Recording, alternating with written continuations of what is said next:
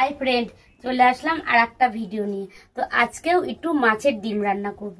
মাছের ডিম আলু আর কাঁচকলা আর পটল দিয়ে এই যে সরু সরু করে আলু কেটে রান্না করব। এই যে এরকম পাতলা পাতলা করে আলুগুলো কেটে নিয়েছি। এদিকে দেখো পটল কেটে নিয়েছি, একটা কাঁচকলা কেটে নিয়েছি, আর এই যে একটু আদা আর কাঁচা লঙ্কা চিড়ে দেবো। এইভাবে মাছের ডিম সরু সরু করে আলু পটল ভালো করে সরু করে কেটে নিয়ে রান্না করলে খেতে সেই টেস্টি। তো আমার আলুর সবজি কাটা হয়ে গেছে, এবার চলো মাছের ডিমটা ভেজে নেব। তো এই যে মাছের ডিম লবণ হলুদ দিয়ে মাখিয়ে রেখেছি। এবারে আমি মাছের ডিমটা আগে সবার প্রথমে ভেজে নেব। তো এই যে মাছের ডিমে লবণ হলুদ মাখিয়ে রেখেছি। এবারে আমার সবজিটাও কাটা হয়ে গেছে। তো উনুনে দেখো কড়াইটা বসিয়ে দিয়েছি, কড়াইটা ভালোভাবে গরম হয়ে গেছে। এবারে আমি পরিমাণ মতন তেল দিয়ে দেব, আর সবার প্রথমে মাছের ডিমটা ভেজে নেব। দেখতে থাকো কিভাবে আমি মাছের ডিম দিয়ে আলু আর কাঁচকলা দিয়ে এই গরমে হালকা পাতলা ঝোল করি, খেতে কিন্তু সেই টেস্টি। আগেও করেছি মাছের ডিম দিয়ে, তো আজকেও এনেছে বাবা, তাই ভাবলাম আজকেও একটু করি। তো তেলটা গরম হয়ে গেছে, এবারে মাছের ডিমটা আমি ভেজে নেব।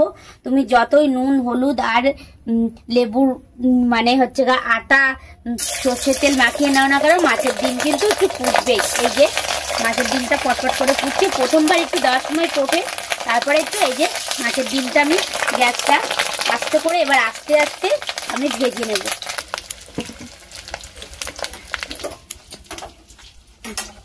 তো এই উনুনটায় আমি সবজিগুলো ভেজে নেব।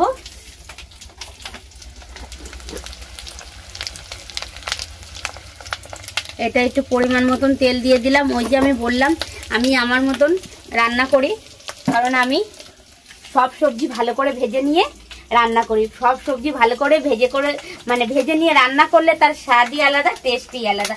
তো সবার প্রথমে আমি এই যে পটলটাকে ভালো করে ভেজে নেব। তো তেলটা আমার ভালোভাবে গরম হয়নি, তারপরে পটলটাকে ভেজে নেব সুন্দর করে। এই যে লবণ আর হলুদ দিয়ে আমি কাঁচকলা আর পটল একসঙ্গে ভালো করে মেখে নেব। এবার লবণ হলুদ মাখানো হয়ে গেছে, আমার কড়াইতে তেল দিয়েছি, তেলটাও গরম হয়ে গেছে। তো পটলটা আবার ভেজে নেব।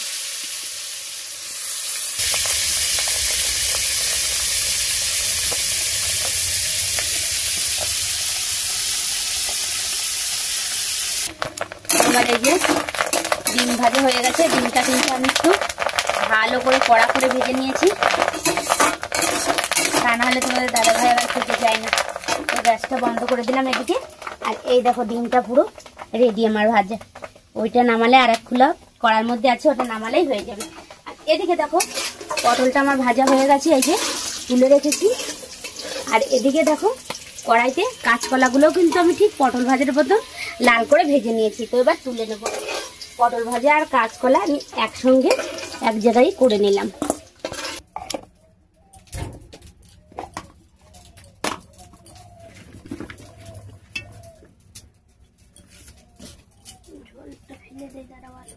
এই যে পটল আর কাঁচকলা আমি সুন্দর করে লাল করে একদম কড়া করে ভেজে নিয়েছি। তো ওই তেলের মধ্যেই আমি পরিমাণ গোটা জিরে দিয়ে দেব। এই যে পরিমাণ মতন গোটা জিরে তেলের পর দিয়ে দিলাম ওই তেলের মধ্যেই কিন্তু। আর এদিকে দেখো আলুটাকে পটল ভাজার মতন লবণ হলুদ দিয়ে বেশ সেরকম করে মাখিয়ে নিয়েছি। তো এইবারে আমি জিরেটা দেখো আমার ভালো করে ভাজা হয়ে গেছে। তো এবার আমি আলুটা ছেড়ে দেব। আর আলু ডিম আর পটল কাঁচকলা এইভাবে ডিমের রেসিপি রান্না করলে খেতে সেই টেস্ট। আর তোমাদের দাদা ভাই আর সোনামণি আমার মানে বাবু সোনা খেতে সেই ভালোবাসে। আলুটা দেওয়া হয়ে গেছে, এবারে আলুটাও ঠিক ওইভাবে লাল করে ভালো করে ভেজে দেবো। এদিকে আমার আলুটাও ভাজা হবে, সামান্য একটু মশলা করে নিয়ে আসছি, অল্প পরিমাণে মশলা দেবো, কাঁচা লঙ্কা কিন্তু আমি চিড়ে দেবো। তো দেখো আলুটা কিন্তু আমার লাল করে ভাজা হয়ে গেছে। আর কতটা কাঁচা লঙ্কা চিড়ে দিয়েছি সেটা কিন্তু তোমাদেরকে দেখাতে পারিনি। এই যে ওই যে বললাম কাঁচা লঙ্কা চিড়ে দেবো, কাঁচা লঙ্কা চিড়ে দিয়ে তরকারি রান্না করার টেস্টই অন্যরকম। আর এদিকে আলুটা লাল করে ভাজা হয়ে গেছে। এদিকে দেখো অল্প পরিমাণে মশলা দেবো, এখানে আদা বাটা জিরে বাটা আর দুটো শুকনো লঙ্কা কাঁচা মানে সর্ষের তেলে সাদা তেলে ভালো করে ভেজে নিয়েছি। শুকনো লঙ্কাটা সাদা তেলে ভালো করে ভেজে নিলে খেতে সেই টেস্ট, আর ওর একটা অন্যরকম ঘিরানি আলাদা। তো যাই হোক, আলুটা লাল করে ভাজা হয়ে গেছে, এবার আমি মশলাটা দিয়ে দেবো। মশলাটা দিয়ে দিলাম, পাশে উনুনে জল গরম হচ্ছে, একটুখানি জলটা নিয়ে নেবো। তো মাছি হলে কি করে পারবে, তাই বাটির সাথে যেহেতু মশলাটা লেগে আছে ওর জন্য এই যে সেই বাটি ধোয়ার জলটাও একটু দিয়ে দিলাম। এবার ভালো করে মশলাটা কষিয়ে নেব। আর এদিকে আমার কাঁচকলা আর আলুটা, কাঁচকলা আর পটলটা যে ভেজে রেখেছিলাম সেটাও একসঙ্গে দিয়ে দেবো, মশলার সঙ্গে ভালোভাবে কষানো হবে। আর এইভাবে কাঁচকলা আর আলু, মানে কাঁচকলা আর পটল এরকম করে আমি কিন্তু সব একটা একটা করে ভালো করে ভেজে নিয়ে রান্না করি। এই যে ভেজে নিয়ে রান্না করার এই স্বাদই অন্যরকম, টেস্টটাই অন্যরকম হয়। যাই হোক, মশলাটা এবার ভালো করে সব সবজির সঙ্গে আমি কষিয়ে নেব, দেখতে থাকো। আর এইভাবে একবার বাড়িতে রান্না করে খেয়ে ট্রাই করে দেখতে পারো, খেতে সেই টেস্টি। তো দেখো বাবা, কড়াই নড়ে যাচ্ছে। সব সবজি ভালোভাবে কষানো হয়ে গেছে, এই যে গায়ের থেকে তেল ঝরে গেছে, মানে আমার সব সবজি ভালোভাবে কষানো হয়ে গেছে। ওইদিকে দেখো পাশের উনুনে জল গরম হচ্ছে। তো দিদিভাই কিন্তু সব রেসিপিতেই গরম জল ব্যবহার করে। তো এবার গরম জলটা আমি দিয়ে দেবো। গরম জলটা যে কোনো রেসিপিতে দিলে স্বাদ দ্বিগুণ বেড়ে যায়। তো এবারে আমি জলটা দিয়ে দিয়েছি, দেখো টকবক করে ফুটে উঠেছে। আর এই যে টকবক করে ফুটে উঠেছে, ও যা হবে না। তো এবারে মনে হচ্ছে একটু হলুদ লাগবে, আমার হলুদটা কম হয়ে গেছে, তো হালকা পরিমাণে শুধুমাত্র একটু হলুদটা দিয়ে দেবো। তো দেখো ঝোলটা টকবক করে ফুটে উঠেছে।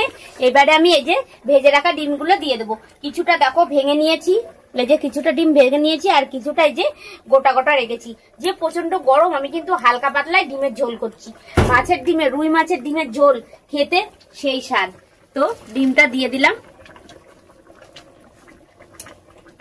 কিছুটা ভেঙে দিলে কি হয়, সবজির সঙ্গে মিশে যায় আর খেতে সেই টেস্টি হয়। তো এবার নেড়ে দেবো। আর একটু ফুটলেই আমার এই রেসিপিটা কিন্তু পুরো তৈরি হয়ে গেছে। তো ফ্রেন্ড, তোমাদের এই রেসিপিটা আমার কেমন লাগলো অবশ্যই একটা কমেন্ট করবে, আর যদি ভালো লাগে তো একটা লাইক করে দিও। টাটা বন্ধুরা।